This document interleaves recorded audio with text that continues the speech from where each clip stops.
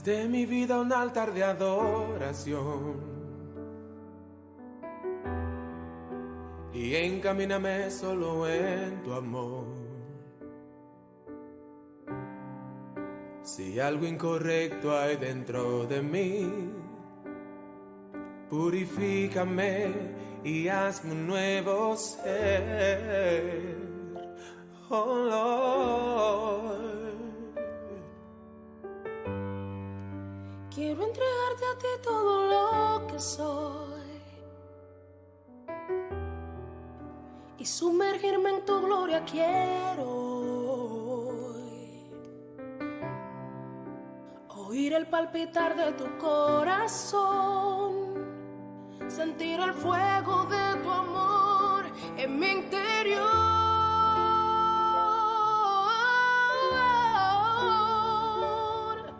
No quiero que me visites, yo quiero que tú habites siempre conmigo.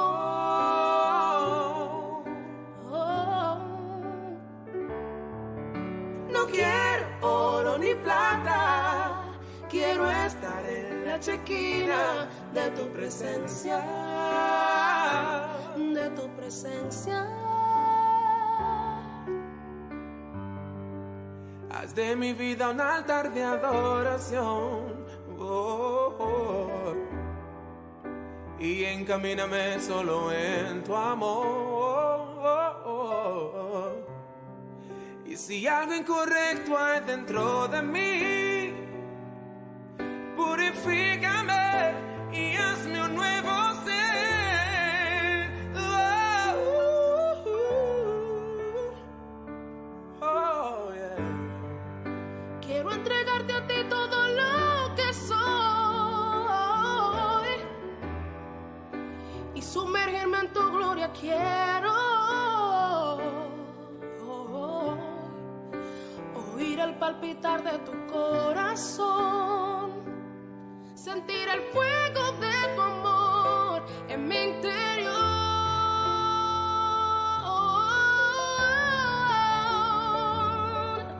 No quiero que me visites, yo quiero que tú habites siempre conmigo.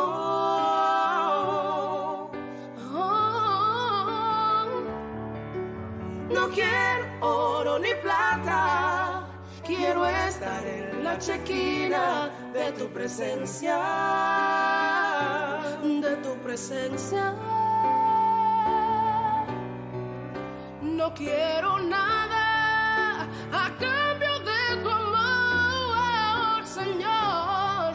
A tu lado no existe dolor, oh, oh, oh. El mundo pasará, mas tu palabra eterna es. Fuiste, eres y serás. Y será.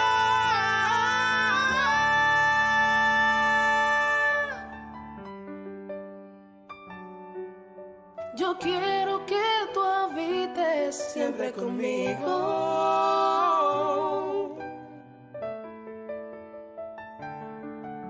No quiero oro ni plata, quiero estar en la chequina de tu presencia, De tu presencia. habita en mí.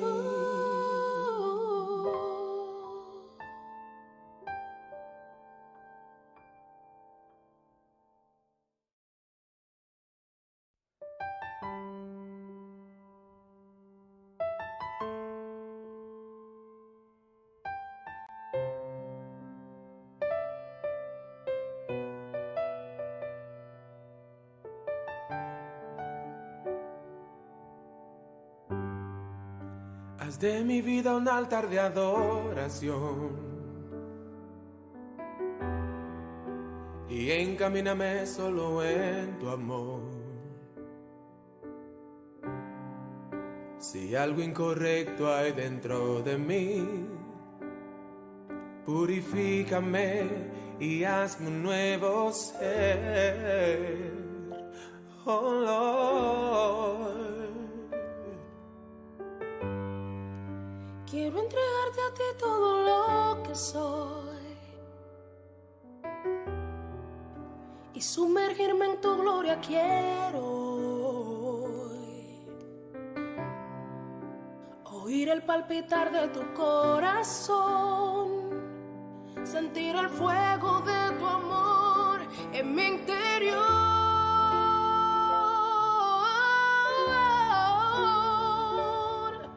No quiero que me visites, yo quiero que tú habites siempre conmigo.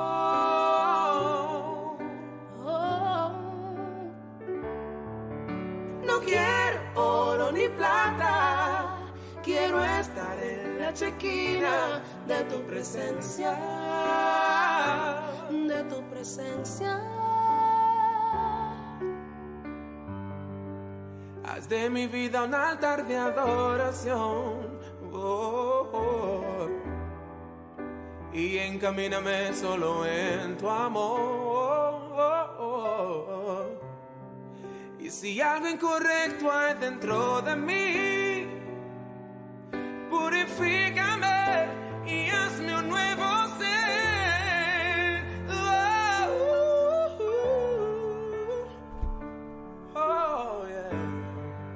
Quiero entregarte a ti todo lo que soy. Muy buenas noches, estimados hermanos de la Casa del Alfarero, amigos que se conectan, hermanos de otros lugares, que se conectan en esta hora de la noche a nuestro programa de día jueves estudiando las Escrituras. Seguimos en el apasionante viaje del libro de Marcos, escudriñando la palabra del Señor, profundizando un poco más en la palabra y extrayendo nuestra aplicación para hoy. Una aplicación que mueva nuestras vidas, que motive nuestras vidas, que nos haga reflexionar. Dios les bendiga en esta noche de jueves. Vamos a, primero que todo, estar orando a Dios, orando a nuestro Señor para que Él nos dirija en lo que haremos en este tiempo de programa, en este tiempo de estudiando las Escrituras. Así que le invito a que usted pueda estar inclinando su rostro. Oremos para que Dios nos fortalezca, a quienes hoy han tenido un día de trabajo extenuante, desgastador, puedan ser fortalecidos por la mano del Señor en esta hora de la noche. Así que le invito a que juntos podamos orar a Dios. Eterno Dios y buen Padre Celestial, en esta hora de la noche damos tantas gracias por su amor, por su misericordia y por su bondad. Por el privilegio maravilloso de ser sus hijos y de alcanzar misericordia. De ser mirados con ojos de bondad, Dios eterno, por su gracia. Y poder, Señor, confiadamente acercarnos al trono de la gracia. Gracias, Padre eterno, por el sacrificio perfecto de Cristo Jesús en la cruz. Gracias por aceptarnos como sus hijos. Gracias por mirarnos con misericordia. En esta hora, Dios mío, de la noche, rogamos que su presencia sea con cada uno de nosotros. Su Espíritu Santo sea animándonos, fortaleciéndonos y redarguyendo nuestras vidas a través del estudio de su palabra. Esta palabra que es viva y que es eficaz. Que su Espíritu Santo pueda renovar, Dios mío, nuestras fuerzas. Que este cansado pueda ser renovado por la fuerza de su Espíritu. Bendito Dios, damos gracias por este tiempo. Oramos por quienes se conectan y quienes se conectarán y quienes verán esta transmisión. Que su palabra pueda fluir y su palabra pueda correr y caer en buena tierra. Damos gracias, Dios, por este privilegio de ser iglesia aún en tiempos de dificultad, ser iglesia y ser fortalecidos y ser alcanzados para gloria de su nombre. Gracias, Padre. Gracias, infinitas gracias por darnos vida. Infinitas gracias por poder ocupar estos medios y volcarlos en medios de gracia para que muchos sean alcanzados. Gracias, Padre. Oramos agradecidos en el nombre de Jesús, que es nuestro único y suficiente Salvador. Amén, amén y amén. Bien, amados, saludar en esta hora de la noche. Aquí me aparecía nuestra hermana Valeria conectada, nuestra hermana Katy, con nuestro hermano Fernando, Buenas noches, mis pastores, dice nuestra hermana Katy o nuestro hermano Fernando desde el trabajo. Nuestra hermana Valeria, buenas noches a todos, un abrazo. Y buenas noches, queridas hermanas, que nuestro Señor Todopoderoso los guarde en esta noche. Muchas bendiciones para todos, escribía nuestra hermana Katy o Elfeña. Nuestra hermana Silvia, mamita de nuestro pastor Ricardo, escribía, buenas noches, pastores, Dios les bendiga siempre. Les saludo con mucho cariño, igual usted, hermana Silvia. Nuestra pastorita Andrea escribe, buenas noches, amados hermanos, Dios les bendiga grandemente y dé sabiduría a nuestro pastor para que nos enseñe la palabra de esta noche. Nuestra hermana Gladys desde Santiago, muy buenas noches, pastor, saluda a su esposita, que Dios los bendiga. Gracias, hermana Gladys. Nuestro hermano Toño, ya en Renaico, en el trabajo, Dios le bendiga, hermano Toño, y le guarde. Nuestra hermana María Inés, buenas noches, pastores, hermanas y hermanos. Nuestra hermana Anita Mardones, buenas noches, mis pastores y hermanos en el Señor. Hola, es nuestro hermano Toño. Nuestra hermana Marcelita, buenas noches, pastores, bendiciones. Nuestra hermana Melisa, buenas noches, pastor. Nuestro hermano Sergio, buenas noches, bendiciones para todos. Ahí una figurita de nuestra hermana Valeria, nuestro hermano Toño, nuestra hermana Melisa. Bien, amados, Dios les bendiga a quienes se conectan en esta hora de la noche para juntos seguir estudiando la palabra del Señor. Esta palabra que hace tanto bien a nuestros corazones, que nos bendice. Somos los dos, dice la hermana Katy. Somos los dos desde la casa del Feña haciendo un trabajo para el instituto y escuchándolo, mi pastor. Los dos. Muy bien, Katy y Feña y sus niños. Bien, vamos a una alabanza. Y ya estamos de regreso para continuar al tiro con el estudio de Marcos. Vamos con una alabanza y volvemos.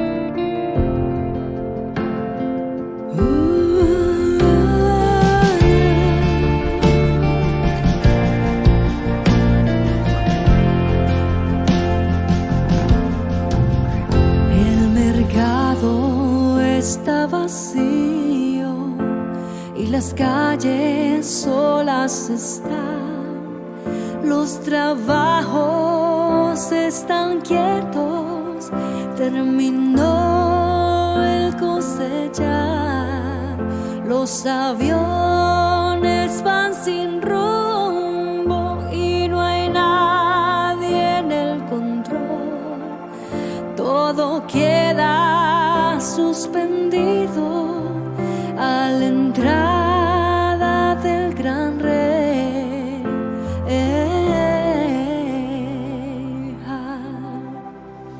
El rey ya viene, oh, el rey ya viene, ya se escuchan las trompetas y su rostro veo.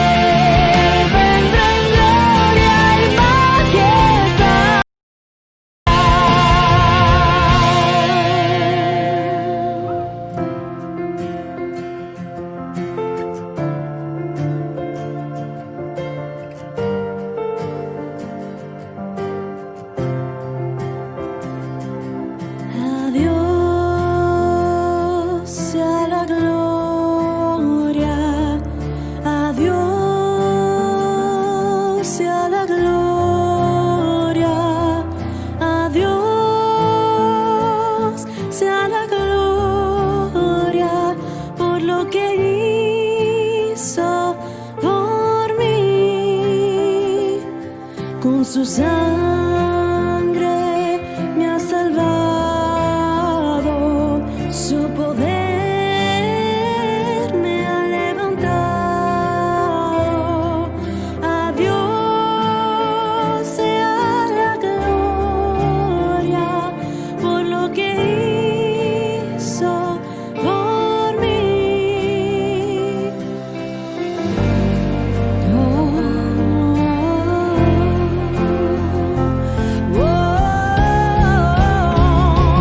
A Dios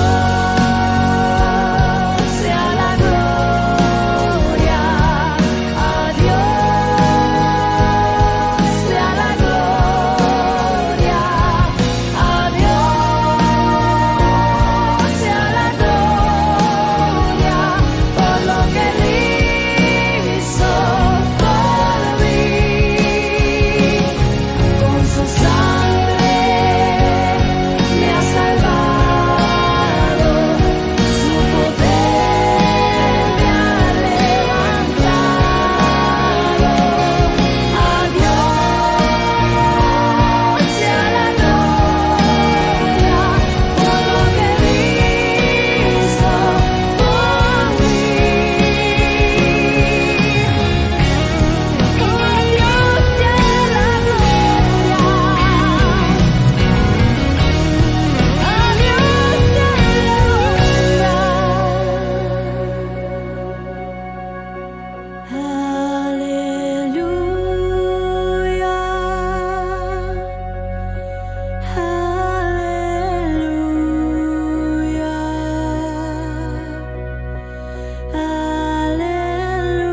aleluya,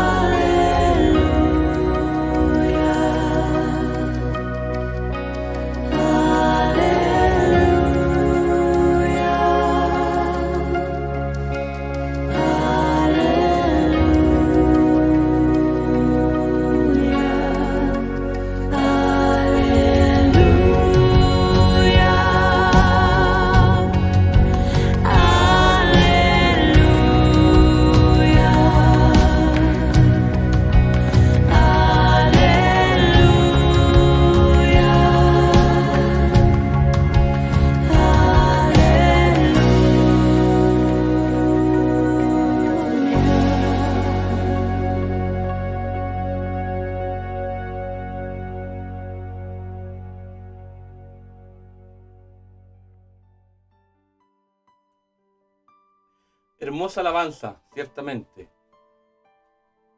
Aleluya. Hermosa alabanza. Nuestra hermana Ivonne está conectada.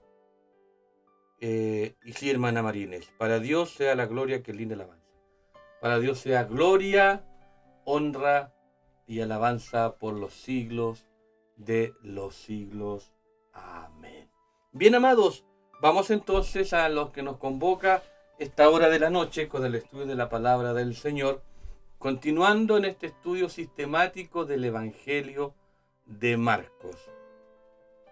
Hoy ya vamos avanzando en el capítulo 10 de Marcos, desde el versículo 17 al versículo 52, es el estudio de la palabra del Señor hoy por la noche. Así que vamos a estar ya proyectando nuestro estudio del día de hoy para que juntos seamos edificados en esta hora de la noche. Así que Dios bendiga a quienes se conectan y pueden y que también tienen la práctica, ¿cierto? El hábito de estar tomando apuntes porque son muy necesarios. Nuestra mente es frágil y por lo tanto necesita que podamos tomar algunos apuntes para así nosotros poder comprender quizás de mejor forma y dejar ahí anotado lo que es importante para el estudio de la palabra del Señor. Así que estudio bíblico del Evangelio de Marcos, hoy estaremos analizando, hoy estaremos viendo en nuestro contexto, ¿cierto? Estaremos viendo y como título, El camino del siervo. El camino del siervo es el título que hoy nos reúne en esta hora. Y como contexto de nuestro texto de hoy es Marcos capítulo 10, del versículo 17 al versículo 52. Ese es el contexto que estamos analizando hoy y que nos va demarcando cómo vamos avanzando ciertamente en los capítulos y versículos de este estudio. Comenzamos, ¿cierto? Hace algunas semanas ya comenzamos con la carta de Pablo a los Filipenses y saltamos posteriormente a estudiar el Evangelio de Marcos y ya llevamos bastantes jueves estudiando el Evangelio de Marcos. Así que ese es el contexto de hoy de este gran título, El camino del siervo. Y el texto básico para estudiar los versículos que analizamos en esta hora de la noche es Marcos 10 del versículo 32 al versículo 45. Ese es el texto básico de nuestro análisis en el día de hoy. Sí, el contexto es desde Marcos 10, 17 al 52. Permítame saludar a nuestra hermana Soledad, que se ha conectado en esta hora de la noche. Dice, buenas noches, mi pastor. Y la hermana Ivonne también dice, buenas noches, pastor, y a los hermanos. Así que buenas noches para ustedes también. Entonces también el versículo clave es Marcos 10:45. ¿Y qué nos dice Marcos 10:45? Marcos 10:45 dice, porque ni siquiera el Hijo del Hombre vino para ser servido, sino para servir y para dar su vida en rescate por muchos. Porque ni siquiera el Hijo del Hombre vino para ser servido, sino para servir y para dar su vida en rescate por muchos. Hijo del Hombre era uno de los nombres que representaban a Cristo. Eran uno de los nombres con los cuales se conocía al Señor. Y es uno de los nombres el que él mismo se refería de sí mismo. Porque ni siquiera el Hijo del Hombre vino para ser servido, sino para servir y para dar su vida en rescate por muchos. Ese es el texto, versículo clave de esta noche de la enseñanza, que tiene que ver exclusivamente con el servicio. Si Él vino a servir y no a ser servido, nosotros como hijos de Dios, como miembros del cuerpo de Cristo, como miembros de la iglesia del Señor, debemos de igual manera servir y no esperar ser servidos. La verdad central de la enseñanza de hoy es lo que Jesús hizo durante su vida y su muerte misma en la cruz demuestran que vino a darse en servicio completo a la humanidad. Lo que Jesús hizo durante su vida y su muerte misma en la cruz demuestran que vino a darse en servicio completo a la humanidad, nuestro buen Señor. Ese es el título, el contexto y los versículos claves que en esta noche estaremos profundizando un poco más. Entonces vamos ya al estudio panorámico del contexto de hoy. Echemos una mirada así superficial en el texto que estaremos posteriormente profundizando. Y recuerden que siempre vamos a seguir esta sistemática, esta dinámica de estudio. Vamos a hablar primero del fondo histórico, después vamos a hablar un poco del énfasis para profundizar en algunos versículos clave para finalmente sacar la aplicación del estudio. Siempre llevaremos esta sistemática en el estudio de los evangelios o en cualquier estudio que hagamos, siempre va a ser esta la sistemática. Entonces, como fondo histórico, si miramos un poquito el texto bíblico, dijimos que era del versículo 17 hasta el 52, y qué nos depara o qué nos encontramos en este texto si hacemos una mirada rápida. Jesús salía ya para seguir su camino, después de que recuerda que concluimos con la bendición que él bendecía a los niños. ¿Se recuerda el jueves pasado cuando concluimos con la bendición a los niños y que quien no recibiera el reino de Dios como un niño? Bien, Jesús salía ya para seguir su camino cuando un hombre llegó corriendo, se arrodilló delante de él y le preguntó: Maestro bueno, ¿qué debo hacer para heredar la vida eterna? Jesús le dijo: ¿por qué me llamas bueno? No hay nadie que sea bueno sino solo Dios. Este es el encuentro que tiene nuestro Señor Jesús con el joven rico, ¿ya? Y ahí se genera un relato, algunos dimes y diretes, por mencionarlo de alguna forma, y nos encontramos con lo que Jesús le pide al joven rico y lo que él había guardado desde su niñez. Recuerde que él dijo que había guardado los mandamientos desde niño, y entonces Jesús le dice: bien, entonces vende todo lo que tienes y dalo a los pobres y sígueme. Y este joven rico se va muy triste. Con eso nos encontramos. Después nos encontramos con muchos querían ser primeros, algunos enfrentamientos entre los discípulos. Ciertamente nos encontramos con algunos enfrentamientos entre los discípulos. También nos encontramos que nuestro Señor sigue anunciando su muerte.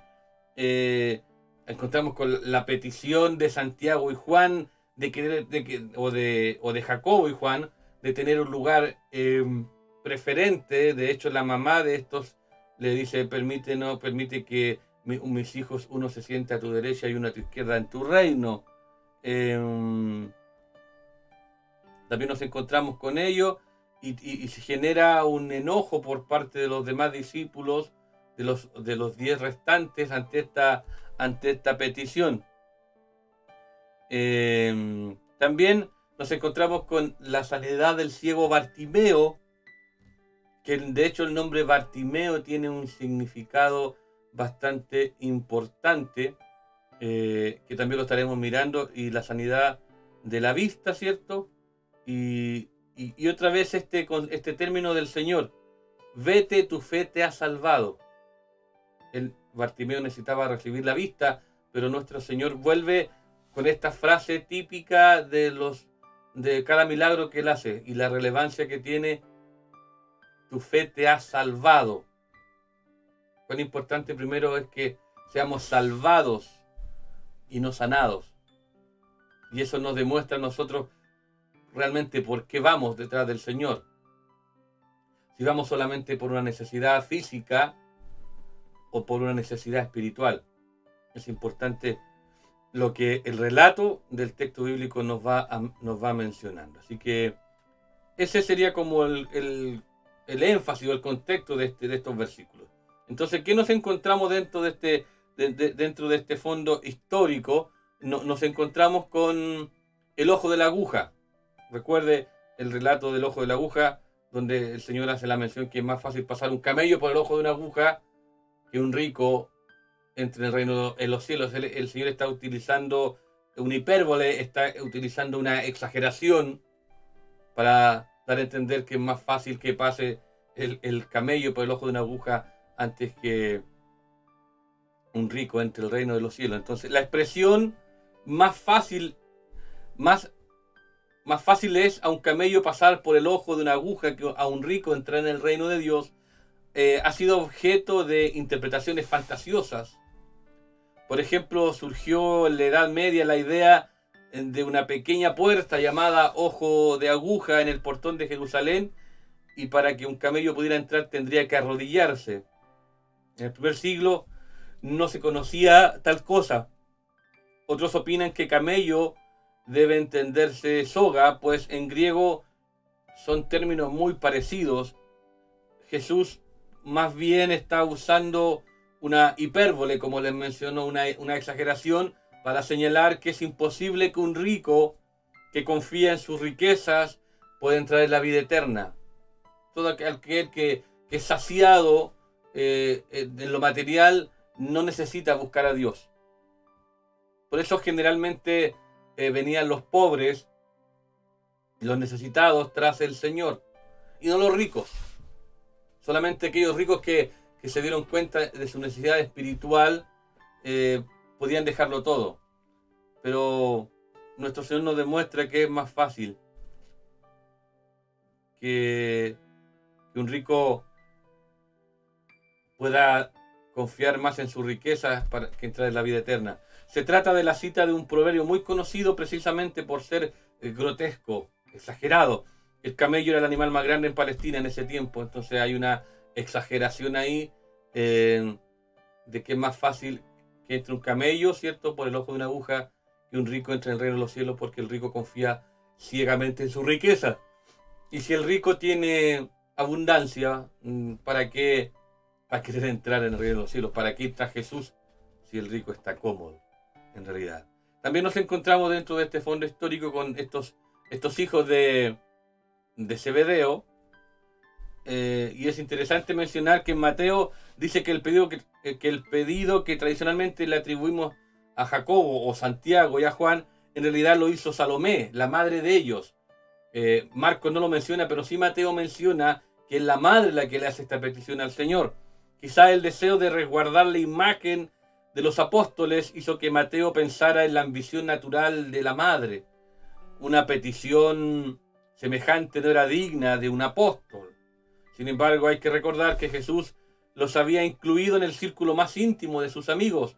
Pedro, Juan y Jacobo vieron la transfiguración. Y eso podía haber hecho que su ambición pareciera un poco justificada. Entonces nos encontramos con estos Jacobo y Juan, que también en un momento son conocidos como los hijos del trueno, pero que guiados por el Espíritu Santo tienen un cambio en 180 grados. De hecho, el apóstol Juan es conocido como, en sus cartas habla del amor, después de ser tan conocido como el hijo del trueno, tan explosivo de alguna forma, y después se vuelca en este discípulo que habla del amor de Dios. También nos encontramos, ¿cierto?, como les mencionaba anteriormente, de Bartimeo, este hijo de Timeo, y vale la pena considerar algunas cosas que rodeaban el momento en que Bartimeo fue sanado por Jesús. Por ejemplo, cuando un maestro religioso distinguido iba en camino de la ciudad santa para celebrar alguna de las grandes festividades judías, por lo general lo acompañaba una multitud de seguidores, discípulos y estudiantes que escuchaban sus palabras mientras caminaban juntos. En la puerta norte de la ciudad estaba sentado un mendigo, nuestro personaje Bartimeo. Este escuchó el ruido de los pasos de la multitud que se acercaba. De alguna manera, este se dio cuenta de que Jesús se estaba acercando al templo y empezó a gritar para llamar la atención, cosa que molestó a los que estaban oyendo a Jesús. Sin embargo, como de costumbre, para Jesús la actitud del ciego era vista desde una óptica diferente. Eso fue básico para que el maestro realizara uno de los milagros que más mencionamos entre los cristianos. Bartimeo, el hijo de Timeo, y que posteriormente hablaremos un poquito de él. Y también nos encontramos dentro de este estudio panorámico, nos encontramos con Jesús, hijo de David, otro de los nombres que Marcos menciona sobre Jesús. Jesús, el hijo de David. Este título que Bartimeo el ciego le dio a Jesús, en el versículo 47 del capítulo 10, se encuentra en los tres sinópticos y se refiere al Mesías, quien daría vista a los ciegos. Y esto lo encontramos proféticamente en Isaías 61:1 y también lo menciona Lucas 4:18.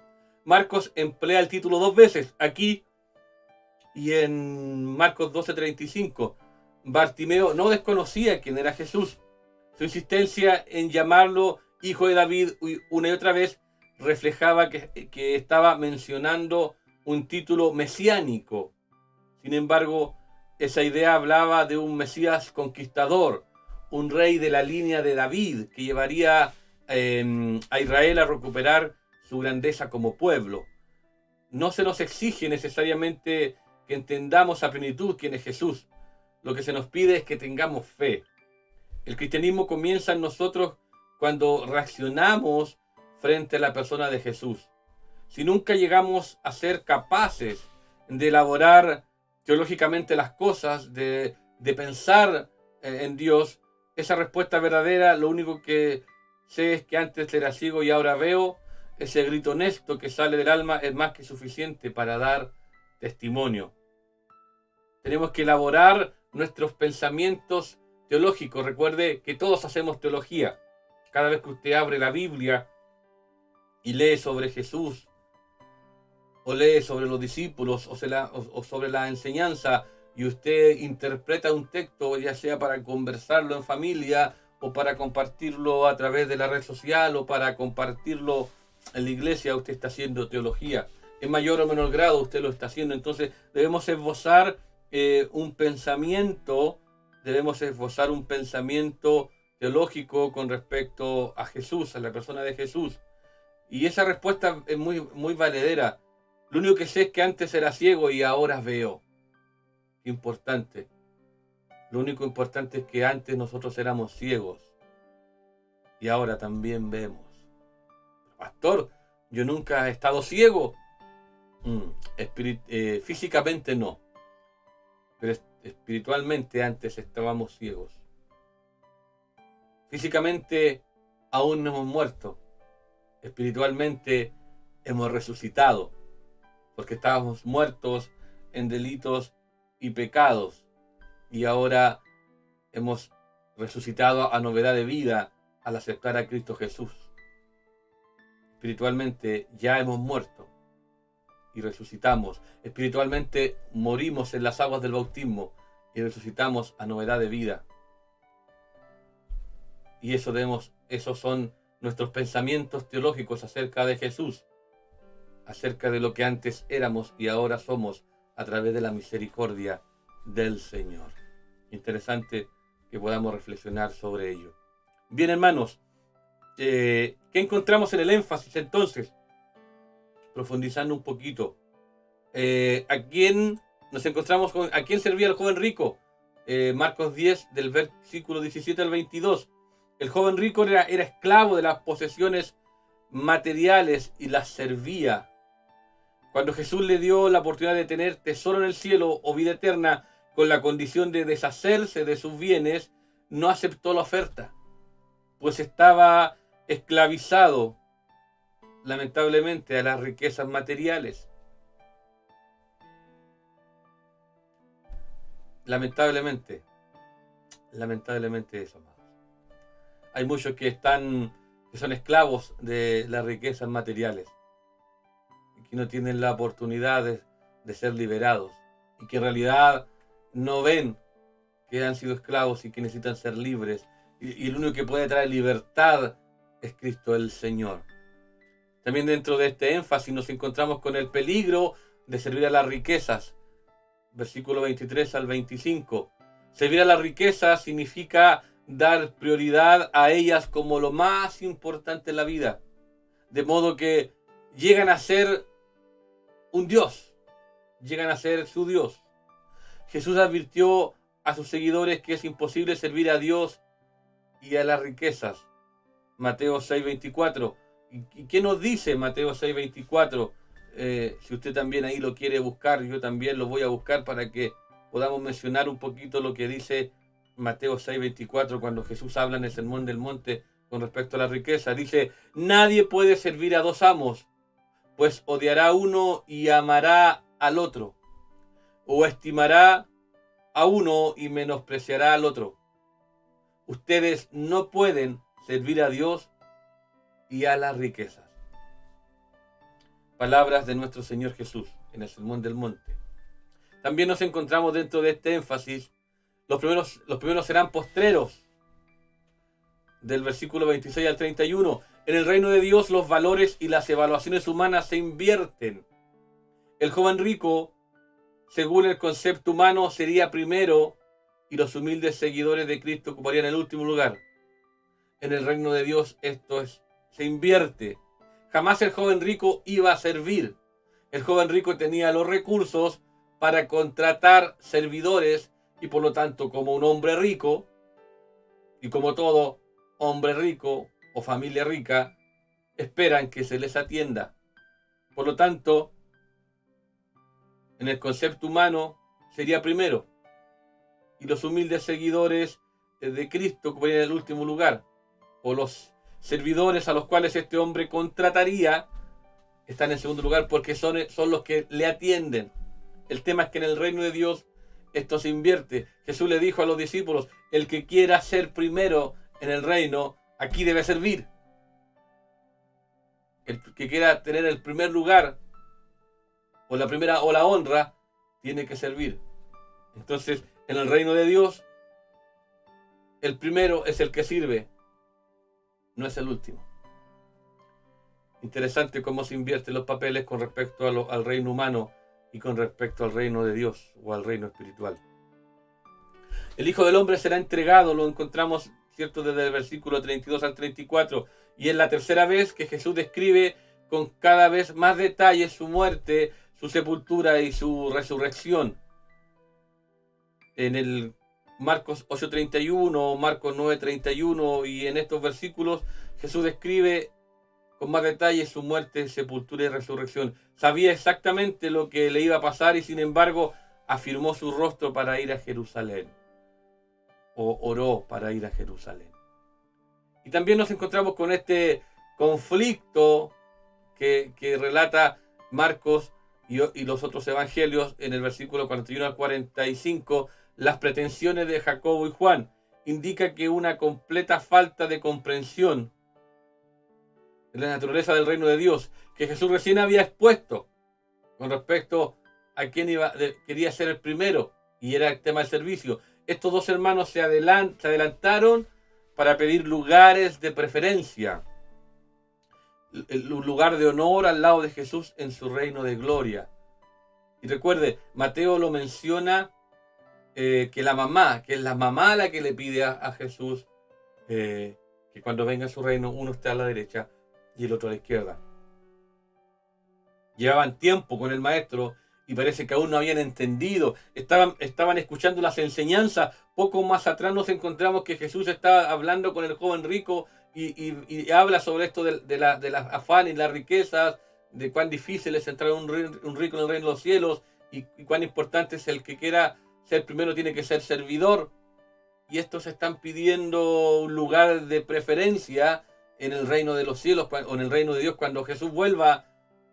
Entonces nos damos cuenta que cuántas veces recibimos la palabra, estamos escuchando el mensaje y nuestra cabeza, nuestra mente, nuestro corazón procesa la información y la distorsiona y la vuelca para su conveniencia y no está comprendiendo realmente lo que el texto le está diciendo y no está comprendiendo lo que el mensaje se le está entregando, y interpretamos cualquier cosa. Estos jóvenes, estos hombres, Jacobo y Juan, habían estado en esta conversación del joven rico y aún así, escuchando lo que el Señor decía, ellos definitivamente piden algo que Jesús estaba hablando que era totalmente contrario a lo que realmente era el reino del Señor. Y nos encontramos también en el versículo 46 al 52 con esta sanación del ciego. Acercándose al fin de su ministerio terrenal, Jesús sigue demostrando compasión por todos los que tenían necesidades y que clamaban pidiendo ayuda. Este es el último ministerio de Jesús antes de la entrada real en Jerusalén. Este es el último milagro del Señor antes de la entrada a Jerusalén. Entonces, este es el énfasis. ¿A quién servía el joven rico? El peligro de servir a las riquezas. Los primeros serán postreros. El Hijo del Hombre será entregado. Las pretensiones ciertamente de Jacobo. Las pretensiones de Jacobo y Juan, lo que le estaban pidiendo de cierta manera al maestro, y la sanación de este ciego Bartimeo, que también estaremos analizando un poquito más detalladamente al final. ¿ya? Porque hay un tema bastante importante en este nombre. Recuerde que en la cultura judía, en la cultura hebrea y en la cultura oriental, en realidad, los nombres no se colocaban por casualidad. Los nombres tenían esa cualidad de marcar algo en las personas. Se colocaban por algo. Cada nombre tenía un significado importante. Para muchos, los nombres marcaban el carácter de la persona. Por lo tanto, los nombres, algo en la cultura oriental, algo quiere decir, y sobre todo para el pueblo de Israel, los nombres no eran puestos porque sí o porque hoy qué lindo este nombre. Los nombres marcaban algo importante y al parecer, el saber ellos el significado de su nombre los volcaba a hacer vida o a hacer real ese nombre por el cual ellos se les puso. Entonces, el nombre Bartimeo tiene un significado bastante peculiar, bastante relevante para nuestro análisis, amados. Bastante relevante. Bien, vamos entonces al profundizar un poquito en el estudio básico del texto. Jesús anuncia su muerte y victoria. Marcos 10, versículo 32 al 34. Jesús, en el versículo 32, Jesús y sus discípulos iban subiendo a Jerusalén en la etapa final de su ministerio terrenal. Luego ya empezaremos en los próximos jueves a profundizar en la pasión de Cristo.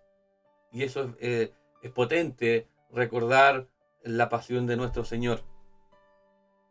Jesús y sus discípulos, como les decía, iban subiendo a Jerusalén en la etapa final del ministerio terrenal, una semana antes de su crucifixión.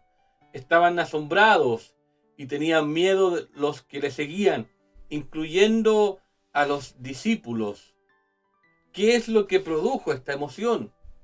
Quizás sabían de la hostilidad de los líderes religiosos o recordaban las predicciones de Jesús de su muerte.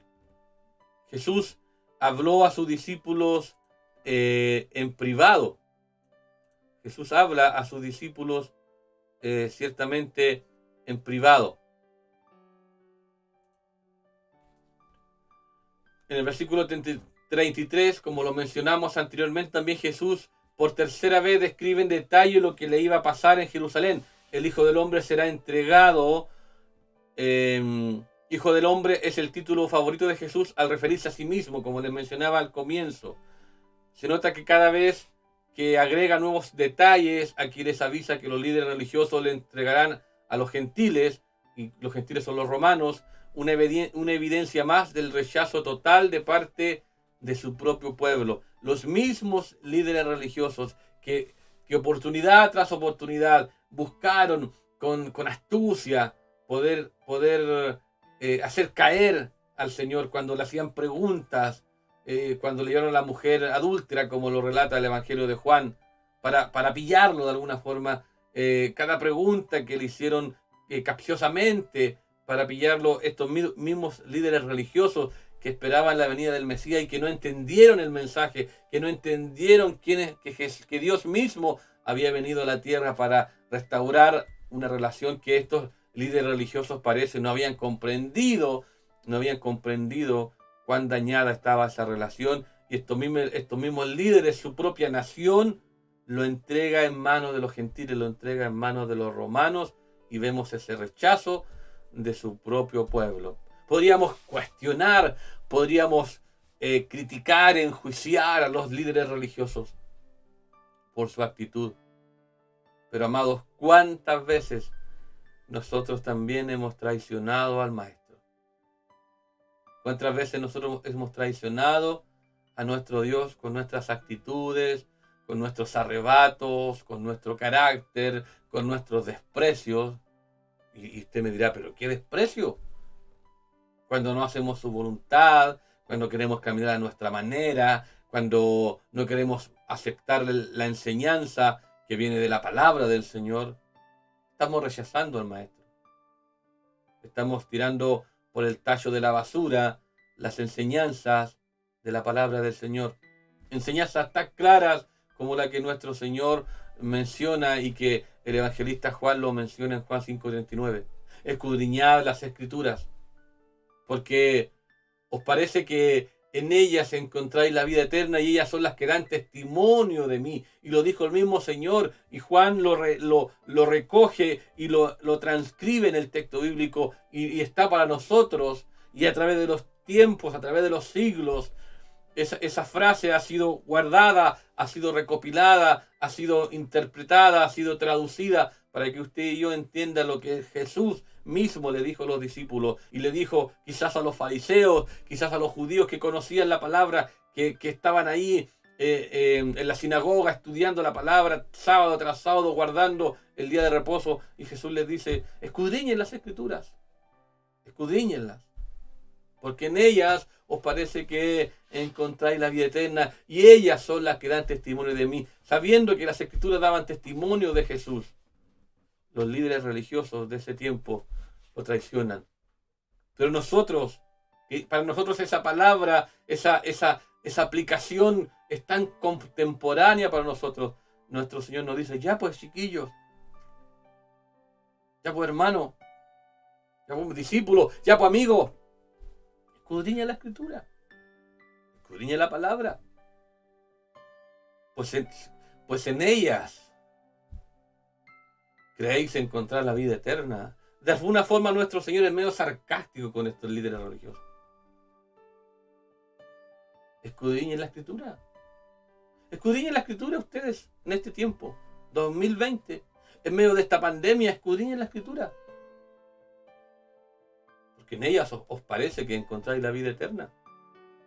Escudriñen la Escritura, nos diría nuestro Señor. Y a través del Espíritu del Señor nos dice hoy: escudriñen la Escritura, porque en ellas creéis que encontráis la vida eterna y ellas son las que dan testimonio de mí. Pero muchas veces nosotros traicionamos al Señor. Muchas veces lo despreciamos. Muchas veces hay otras cosas que ocupan el primer lugar que Él se merece. Y debemos reflexionar en ello. El versículo 34 por primera vez describe el trato que recibiría antes de la crucifixión. Se burlarán de Él, le escupirán, le azotarán. Esta es la forma más insultante y humillante de tratar a un preso. Sobre todo, escupirle en el rostro. Era un juguete para su diversión. Pedro habrá compartido estos detalles a Marcos. En todos los anuncios de su muerte, Jesús aseguraba que resucitaría después de 3 días. ¿Qué dice el versículo 34? De Marcos 10, versículo 34. Dice: y se burlarán de él, y lo escupirán, lo azotarán y lo matarán, pero el tercer día resucitará. Note la importancia de nuestro Señor hablando en tercera persona, a ver si a los discípulos les cae la ficha. Como pueden ver ahora, dice el versículo 32. Iban por el camino subiendo a Jerusalén, y Jesús iba al frente de los discípulos, los cuales estaban asombrados y lo seguían con miedo. Volvió entonces a llevar aparte a los 12 y comenzó a decirle lo que le iba a suceder. Como pueden ver, ahora vamos camino a Jerusalén, y el Hijo del Hombre será entregado a los principales sacerdotes y a los escribas, los cuales lo condenarán a muerte y lo entregarán a los judíos. Y se burlarán de él y lo escupirán, lo azotarán y lo matarán, pero al tercer día resucitará. Y esto los discípulos no lo entendían. Por lo tanto, como este evangelio se lo atribuimos a Marcos, es muy relevante esto, que Pedro habrá compartido estos detalles. Recuerde que Pedro está en primera persona ahí siguiendo al maestro. Mateo o Lucas nos menciona que en esa explosión que tenía Pedro, saca su espada y le corta la oreja al siervo del sumo sacerdote. y Jesús menciona que Él resucitaría al tercer día. También nos encontramos con un concepto equivocado del reino. Marcos 10, versículo 35 al 40. Parece inconcebible que Jacobo y Juan, los primeros discípulos y los más allegados a Jesús en el contexto de la predicación de la muerte de su maestro, estuvieran pensando en provechos personales. Pidieron nada menos que un cheque en blanco. Lo que pidamos. Mateo indica que la madre de ellos fue la que hizo el pedido, Mateo 20:20. Quizás motivada por la ambición natural de una madre. En todo caso, los hijos estaban de acuerdo con el pedido de su progenitora. Además, parece ser que su madre, Salomé, era hermana de María, o sea, la madre de Jesús. Quizás este parentesco les dio confianza para pedir eso. Pero Marcos menciona que Jacobo y Juan, son los que le piden directamente. Con una pregunta, nuestro Señor le dice: ¿qué queréis que haga por vosotros? Jesús lo obliga a definir su pedido antes de prometer algo. Su respuesta revelaría la superficialidad espiritual de sus ambiciones. Leamos el versículo 35 al 40. Recuerde que Jesús le está mencionando, se apartó con ellos, les mencionó lo que se le venía y que sería entregado y se burlarían de él, hablando en tercera persona. A ver si esto les cae a la ficha en realidad. Y lo escupirán y lo azotarán y lo matarán. Pero al tercer día resucitará. Y hay un cambio en el relato. Parece que estos ni piensan, ¿ah? Jacobo y Juan, los hijos de Zebedeo, se acercaron a él y le dijeron: Maestro, queremos que nos concedas lo que vamos a pedirte. Jesús les preguntó: ¿qué quieren que haga por ustedes? Ellos le respondieron: concédenos que en tu gloria uno de nosotros se siente a tu derecha y el otro a tu izquierda. Jesús les dijo: ustedes no saben lo que piden. ¿Acaso pueden beber del mismo vaso del que yo bebo o ser bautizados con el mismo bautismo que voy a recibir? Ellos dijeron: sí podemos. Entonces Jesús les dijo: a decir verdad, beberán del vaso del que yo bebo y recibirán el mismo bautismo que voy a recibir. Pero no me corresponde concederles que se sienten a mi derecha o a mi izquierda, pues ya es de aquellos para quienes está preparado. Fue la ambición carnal, no lealtad a Jesús, la que los motivó a solicitar las posiciones más altas de honor en el reino. Quizás Juan pensaba que tenía derecho a esto por ser el discípulo amado, como lo menciona Juan 19:26. Y los dos habían estado con Jesús en la transfiguración. Sin embargo, hay que darnos cuenta de que ellos, Santiago y Juan, jamás dudaron de que Jesús se encaminaba no a una derrota, sino a una inminente victoria. La cruz es el comienzo de la gloria. No sabéis lo que pedís, lo menciona el versículo 38. Lucas comenta que ellos no entendieron lo que Jesús quiso decir cuando se refería a su muerte y resurrección. Tampoco entendieron la naturaleza del reino de Dios, que uno entra en la gloria por el sufrimiento. Copa, bautismo, se refiere al sufrimiento y muerte. Es el uso de dos metáforas judías. En los banquetes reales el rey acostumbraba ofrecer su copa a los invitados. El vaso se convertía entonces en una metáfora para referirse a la vida y la experiencia que Dios ofrecía a los hombres. El salmista dijo: mi copa está rebosando. El versículo 39 nos dice: Jesús había preguntado: ¿podéis? Y ellos, con mucha autoconfianza pero poca comprensión, contestaron: podemos. Él procede a advertirles que también tendrían que sufrir y quizá morir por su causa. Beberéis la copa y seré bautizados. Los que desean reinar con él deben estar dispuestos a sufrir con él. Los discípulos, sufrieron algunos la muerte por la fe en Jesús. Jesús aquí declara su subordinación voluntaria y amante al Padre Celestial. Él repartirá los premios en el día final. Dios, pero solo de acuerdo con la voluntad del Padre. El lugar de honor en el reino es para quienes está preparado. Mateo agrega, la ha preparado mi Padre. No es asunto de privilegio personal, sino de la voluntad soberana de Dios. Capaz que en una de esas usted, amado hermano, tenga el privilegio de sentarse al lado de Jesús. Dios ya ha establecido quienes tienen ese privilegio.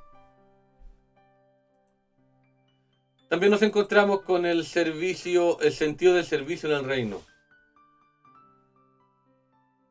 Del versículo 41 al 45. ¿Qué nos dice? Cuando los otros 10 oyeron esto, se enojaron contra Jacobo y Juan. Pero Jesús los llamó y les dijo, como ustedes saben, los gobernantes de las naciones las dominan y los poderosos les imponen su autoridad. Pero entre ustedes no debe ser así. Más bien aquel de ustedes que quiera hacerse grande será su servidor. Y aquel de ustedes que quiera ser el primero será su esclavo. Porque ni siquiera el Hijo del Hombre vino para ser servido, sino para servir y para dar su vida en rescate por muchos. Importante, ¿no? Así es el reino. Los 10 comenzaban a enojarse con Jacobo y Juan. Este dicho revela dos cosas. Primero, Jacobo y Juan tuvieron que ver con la solicitud, aunque su madre la había dirigido a Jesús. Segundo, los 10 les tenían envidia por haberles ganado la mano en la solicitud. Y quizás los otros también querían pedirle esto. Si tampoco podemos tapar el sol con una mano. Estos otros 10 no eran quizás los más santos. Y quizás se enojaron exclusivamente por esto. Chuta, estos dos nos ganaron la mano, nos ganaron la jugada. Nosotros también queríamos pedirla. Quizás no era otra cosa que esta. El carácter del hombre se revela por lo que le mueve a la indignación. Jesús, en vez de reprenderlos, aprovecha la ocasión para mostrar el contraste entre el proceder de gentiles y de los hijos del reino. Realmente es un reproche suave e indirecto para los 2 y los 10. Se enseñorean y ejercen autoridad son dos verbos que describen un dominio absoluto, soberano. En el primero está la idea del Señor soberano y el segundo describe un despotismo total. Para el creyente no caben los términos del versículo 42, porque Jesús es el único Señor soberano. Él es nuestro Rey soberano. Luego Jesús señala la actitud y acción para cualquiera que anhele hacerse grande en el reino de Dios. Será vuestro servidor. Grandeza en el reino de Dios es grandeza en el servicio. Jesús no prohíbe el deseo de ser grande, sino que redefine el concepto de la grandeza. No hay mucha competencia allí. Si tú quieres ser el primero, tienes que ser servidor. Si tú quieres ser primero amado, tienes que ser esclavo. Y nadie quiere ser servidor y nadie quiere ser esclavo, porque en este lado del continente, en este lado del mundo y en nuestra concepción griega que está sobre nosotros, no, es imposible ser servidor. A mí tienen que servirme. O véalo en sus hijos. Cuando usted le dice a su hijo, hijo, pone la mesa, hijo, anda a comprar el pan. ¿Y qué le dice el hijo? Madre, voy corriendo. Porque si voy corriendo, eso es una honra para mí el servicio. ¿Qué le dice el hijo? ¿Y por qué no mandáis a este otro? Pero mamá, si yo ya fui ya. Porque nuestra humanidad no entiende y jamás entenderá si no tiene a Cristo en el corazón, jamás entenderá la honra y el lugar de privilegio que hay cuando uno aprende a servir. Pero queremos ser servidos. Queremos que se nos gloríe, amados. Y Dios nos libre de eso, amados. Dios nos libre porque la única gloria la merece Cristo el Señor. La única gloria la merece Jesús. El apóstol Pablo escribió a los filipenses que un día toda rodilla se doblará en los cielos, en la tierra y debajo de ella. Y todos dirán que Jesucristo es Señor para la gloria del Padre. Por lo tanto, su hijo debería correr cuando usted le dice, hijo, ¿por qué no me vas a comprar el pan? Y el otro, no mamá, yo voy, porque para mí es una honra servirte. Pero no es así. Para aquel que no tiene a Cristo en el corazón, no es así. Triste es verlo en aquellos que aceptan a Cristo y no han entendido aún el privilegio tan grande de ser un servidor de Dios y un servidor de otros. No, es que yo solamente sirvo a Dios. Servimos a Dios que no vemos y no servimos a nuestro prójimo que vemos. Hay una tremenda contradicción en ello.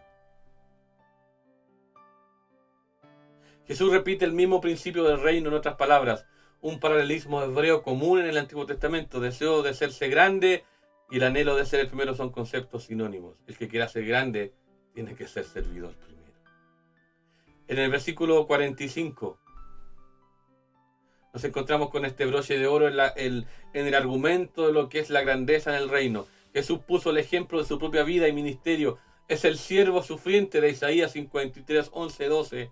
Y vino al mundo en función del servicio a favor del hombre. Para servir traduce un verbo del cual viene diácono, uno que servía las mesas. Para dar su vida en rescate por muchos es una expresión cargada con conceptos del Antiguo Testamento. Rescate es un término comercial de compra y venta, usado en la relación con los animales ofrecidos por los pecadores y en especial en relación con el precio para librar a un esclavo. El Nuevo Testamento considera la muerte de Cristo como rescate por los pecadores, por muchos, o en el lugar de muchos, y no se refiere a un número limitado, sino a un contraste con el precio de rescate por uno. Vino a dar su vida en rescate por muchos. Por último, amados, hablar de este ciego Bartimeo, que estaba ahí en el camino y escuchó esta multitud. Ciertamente, cuando se pierde un sentido, se agudiza otro, y seguramente el oído de Bartimeo estaba muy agudizado para escuchar a distancia que alguien venía, y quizás murmuraban que iba a Jesús, y él escuchó. La condición de ciego abordaba dos posturas dentro de la cultura judía. Era, si este estaba ciego, era parte por culpa de un pecado.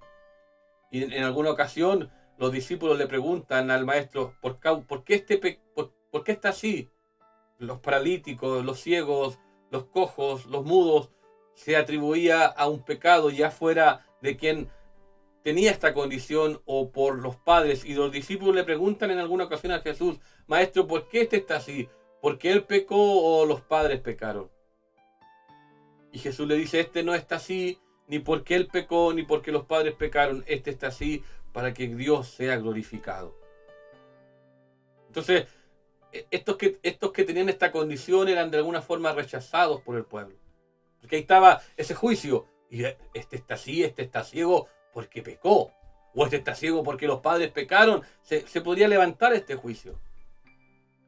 Pero a pesar de esto, este ciego Bartimeo llama a gritos al Hijo de David, ten misericordia de mí. Y quizás le decían, calla, guarda silencio, pero él gritaba más, Jesús, Hijo de David, ten misericordia de mí. Y Jesús tuvo misericordia de él. ¿Qué quieres que haga contigo? Que recobre la vista. Y nuestro Señor le dice, tu fe te ha salvado. Necesitamos tener nuestra vista espiritual buena para ser salvados, amados. Pero hay otra cosa más profunda. ¿Sabe usted por qué significa Bartimeo?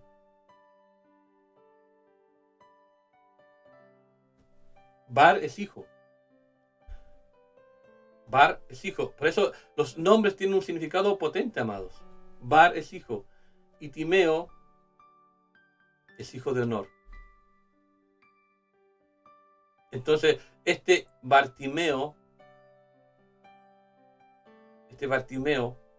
era un hijo de honor. Este Bartimeo, amados, era un hijo de honor. Pero ¿cómo el hijo de honor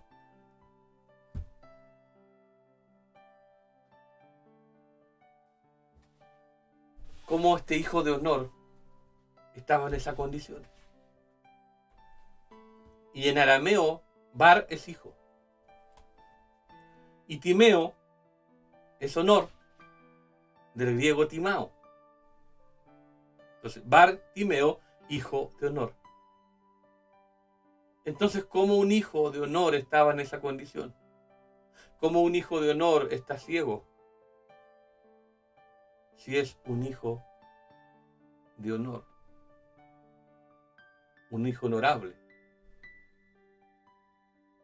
Y estaba en el camino, ciego, quizás solo, quizás sucio, y clamó a Dios, clamó a Jesús para recibir un milagro, una respuesta. ¿Sabe, amados? Usted y yo somos hijos de honor. Usted y yo somos hijos de honra. Somos hijos de Dios, somos hijos del Padre. Y por lo tanto tenemos un privilegio, pero que a veces no sabemos valorar. A veces estamos en el camino, sucios, malolientes, andrajosos, lejos del Padre. Pero tenemos un lugar de honor que no sabemos ocupar. ¿Por qué Marcos recalca esto? ¿Usted cree que es importante, es relevante? Ah, no, es que se le ocurrió a Marcos detallar solamente que se llama Bartimeo. Los nombres tienen un significado muy importante. Y este hijo de honor no estaba en honor. No estaba viviendo en honor, no estaba viviendo en honra. Estaba tirado en el camino. Y a veces usted y yo somos hijos de honor del día que aceptamos a Cristo. Somos real sacerdocio, nación santa, pueblo adquirido por Dios, escribió Pedro. Pero no vivimos como hijos de honor. Vivimos como verdaderos andrajosos,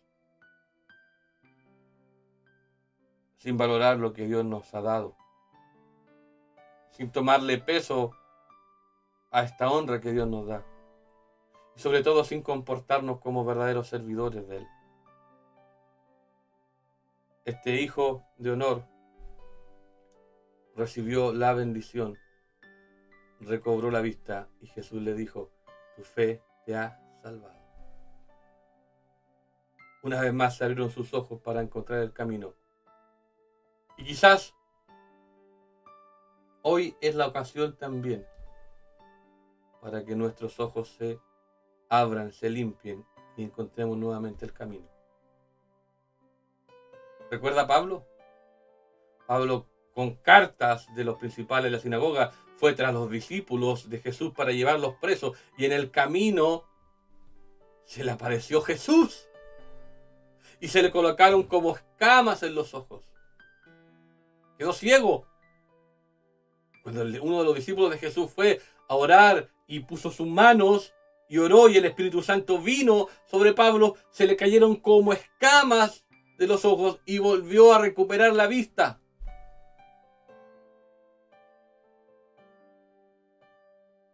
¿Será que necesitamos recuperar la vista espiritual para realmente ser un hijo de honor?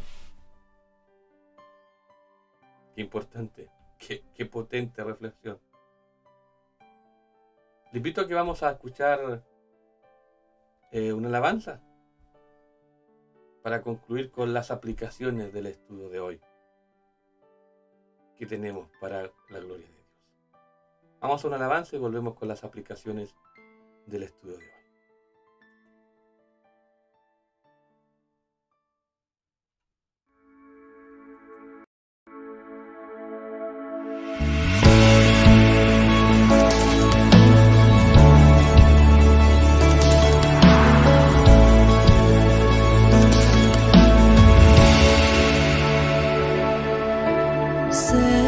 Cerca de ti, Señor,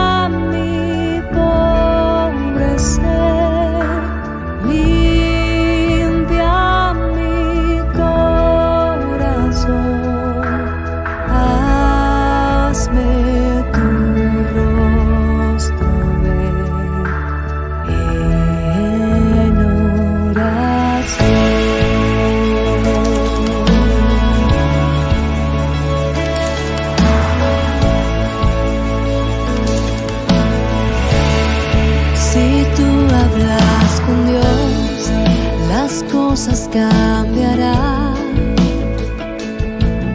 Orando,